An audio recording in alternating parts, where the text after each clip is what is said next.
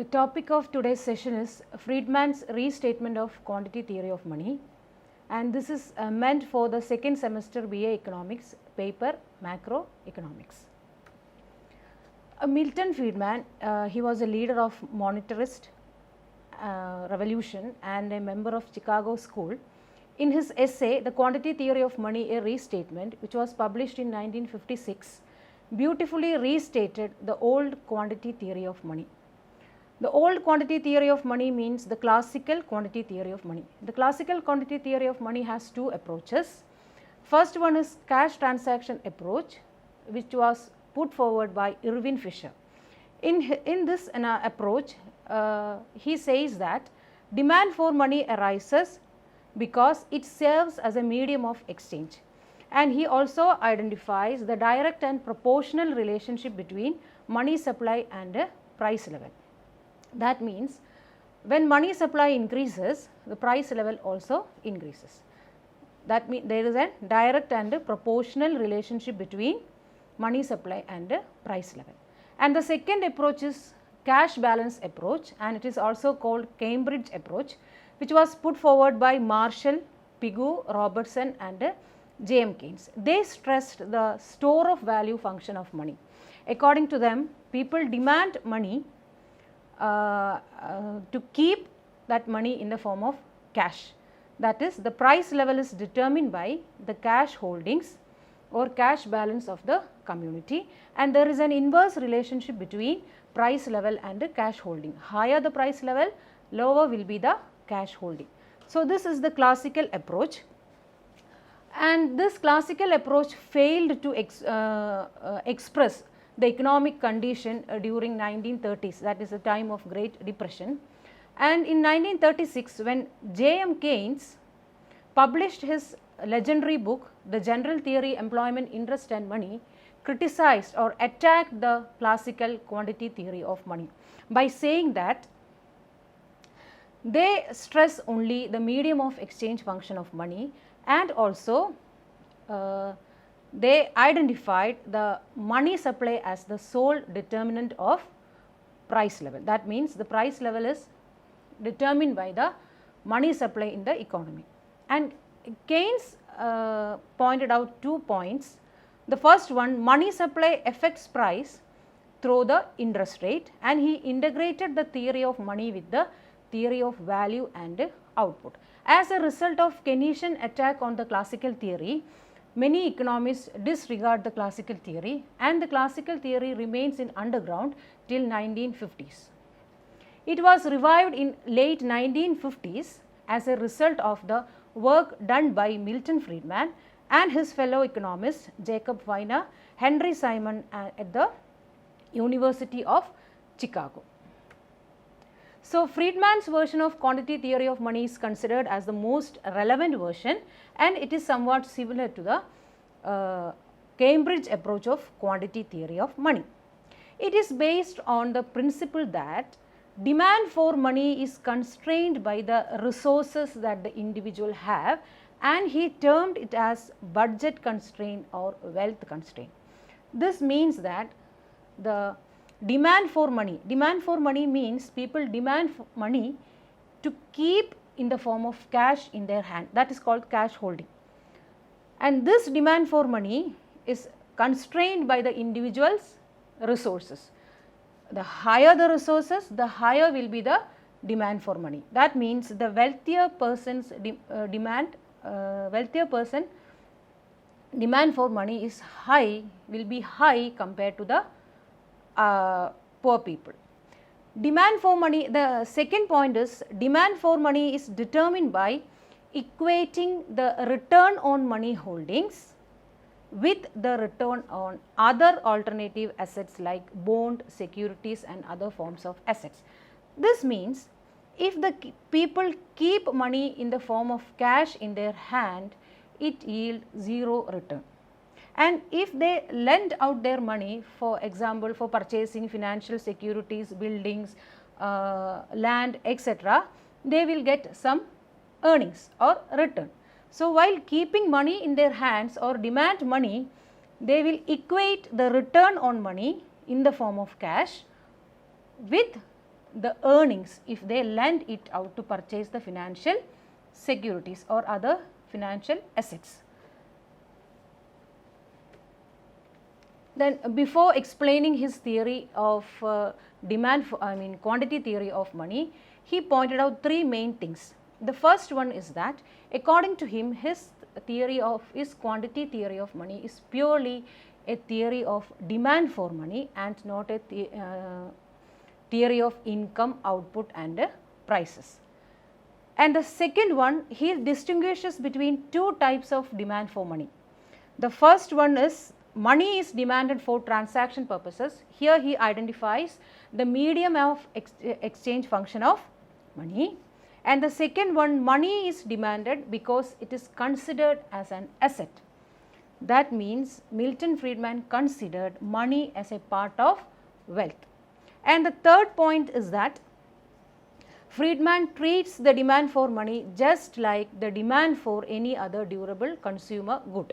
That means he considered money as a durable consumer good. So, the demand for money is exactly equal to demand for any other consumer goods. Then he explains or he derives the demand function for money, specifying those variables which determines the demand for money. The first one is total wealth constraint or income. The second one, expected rate of return on assets, and third one, the taste and preferences of the individuals or the wealth holders. So, we will explain the first one, the total wealth constraint or income.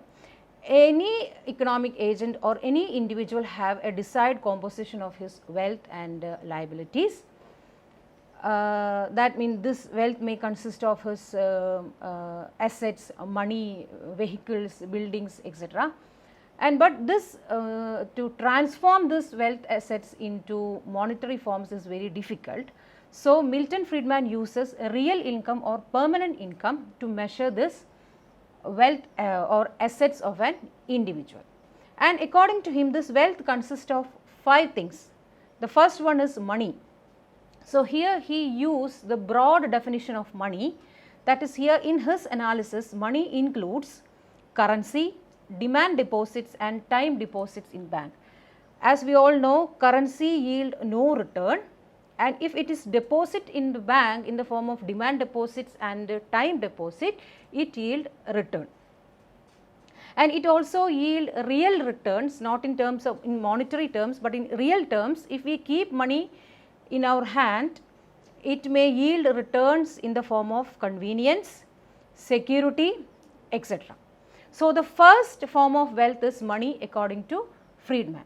Then second one is bond, and third one equities, and fourth one is physical good. Physical good means the non-human goods like producer and consumer durable goods, inventories, etc. And the last one is, fifth one is human capital. Human capital means the productive capacity of human being.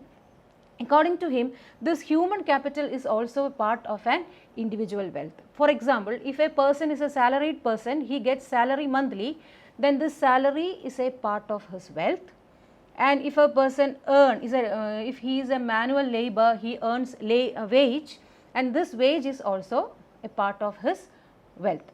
But the transformation of this human capital into monetary terms is very difficult. So, he identified the difficulties and he uses the fraction of non-human capital into capital. So, and he termed it as, or he specified this fraction as W, and this W means Y by R. Here W means the current value of total wealth, Y is the flow of expected income, and R is the rate of interest. So, these are the 5 forms of wealth according to Milton Friedman.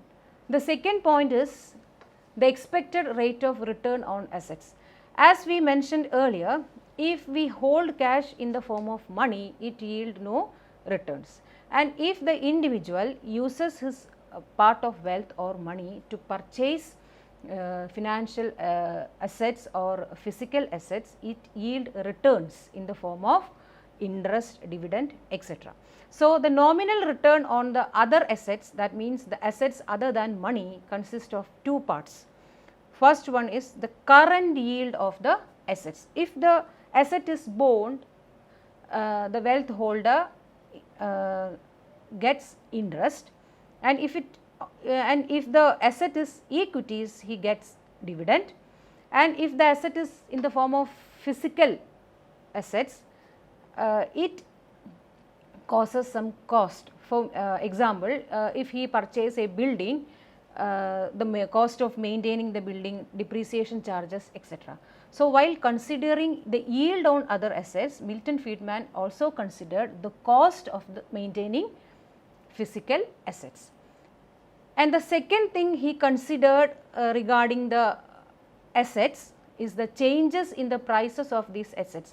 The bond, dividend and physical commodities have price, and the purchase of these assets depends on the price level of these assets. Higher the price level, lower will be the demand, and lower the price level, higher will be the demand. So, according to Milton Friedman, the demand for money will be high if the expected rate of return on these assets is low, because if the rate of return on these assets is high, people prefer to purchase these assets because they will get more return. If they keep their money in the form of cash, it yield no return. So, it is better for the individual or wealth holders to purchase these financial securities and the assets other than money if he want more returns. Now, moving on to the third point, it is somewhat a subjective thing, that means the taste and preference of the wealth holder. So, Milton Friedman says that the demand for money depends on the taste and preference of the individual or the wealth holder. Here he pointed out three main things. First one, safety, liquidity and convenience. For example, some people will prefer more liquidity, that is they need more money in the form of cash for spending, and some people requires less liquidity, that is they prefer less liquidity because they wish to keep their wealth in the form of immovable assets. For example, if the expecting economic condition in the future is unstable, the people will prefer more liquidity, that is if the economic condition is unstable, people want to keep more money in their hands. At that time, demand for money will be high. Like this, the taste and preference of the individual also affects demand for money. So, from these 3 points, we can analyze the variables in the Friedman's model. The first variable is real income. So, to measure wealth, he uses this proxy variable real income, real permanent income, and this real permanent income is directly related to demand for money. Higher the income, higher will be the demand for money. And the second variable is interest rate, indirectly related to demand for money, that is higher the interest rate, lower will be the demand for money. And the third one is price level, it is also indirectly related to the demand for money, that means higher the price level, lower will be the demand for money. This area also explained the relationship between interest rate and demand for money. Then in 1950, he published his essay in 1956, and in that essay he explained or formulated a demand function. But in 1982, on the basis of his latest empirical study in United Nations and United Kingdom, he put forward a modified demand function, which is as follows. Here we can see the function here, MD, that means the total demand for money, is a function of Y, the real income, W, the fraction of wealth in the form of non-human resources, RM is the expected nominal return on money, that is if we keep money or if we deposit money in bank in the form of demand deposits and time deposit, we get a return, that represents RM. Then RB is the expected return on bonds, that is interest on bonds. Then RE is the expected nominal rate of return on equities, that means the return on equity, the dividends, and U stands for the taste and preferences of the consumer. So, the total demand for money is a function of real income, the fraction of non-human wealth, return on money, return on bond, return on equities, and the taste and preferences of the consumer. And if we want this equation in real terms, we can divide the MD, the equation, by P, that is price level. Then here we will get the real money cash balances. From this equation, we can see that, where we can say that a rise in the expected yield on different assets like RB, RE and GP. GP means the price of the resources, price of the assets, reduces the amount of money demanded by a wealth holder, and that increase in the wealth raises the demand for money. And the demand for money, according to Friedman, increases when permanent income increases and decline when the expected rate on bonds, stocks or goods increases versus expected return on money. So, these are the factors constituting the demand for money, and he says that the supply of money is independent of demand for money, because due to the actions of the monetary authorities, the supply of money changes, because as the economic condition changes, inflation, deflation, at the time of inflation and deflation, the monetary authority adopts different types of monetary policies. Sometimes they increase the money supply in the economy, or sometimes they will decrease the money supply in the economy. So, money supply is unstable according to Milton Friedman, and the demand for money is stable because it is a function of expected rate of income. Even though this theory is considered as the most relevant form of theory or quantity theory, it is not free from criticism. The first criticism that levelled against Friedman's theory is that he uses broad definition of money, that is, he include demand deposit and time deposits in the definition of money. But the critic says that demand and especially the time deposit should not be considered as money, because the holder or the depositor may lose some interest if he withdraw the cash, or sometimes he have to pay penalties if he withdraws his time deposit. So, time deposit should not be considered as money according to the critics. And the second one, he neglects the effect of rate of interest on the demand for money. And the third criticism levelled against him is the idea that money supply is independent to the changes in the price level and income is not true according to the critics. Then Friedman's theory cannot be treated as a restatement of any theories, because he present the general approach, his general approach, and not considered as an restatement of any theory. Then the last one, the ratio of non-human wealth to human wealth and the taste and preference is subjective in nature. So, it is very difficult to measure the mental the taste and preferences and the mental capacity of an individual while calculating or explaining the demand for money. So, this should not be included in the theory according to the critics. So, and for this session or this topic, you can refer Richard Freund, Macroeconomics, Mervyn K. Lewis and Paul Mason, Monetary Economics, and Lawrence Harris, the Monetary Theory. Thank you.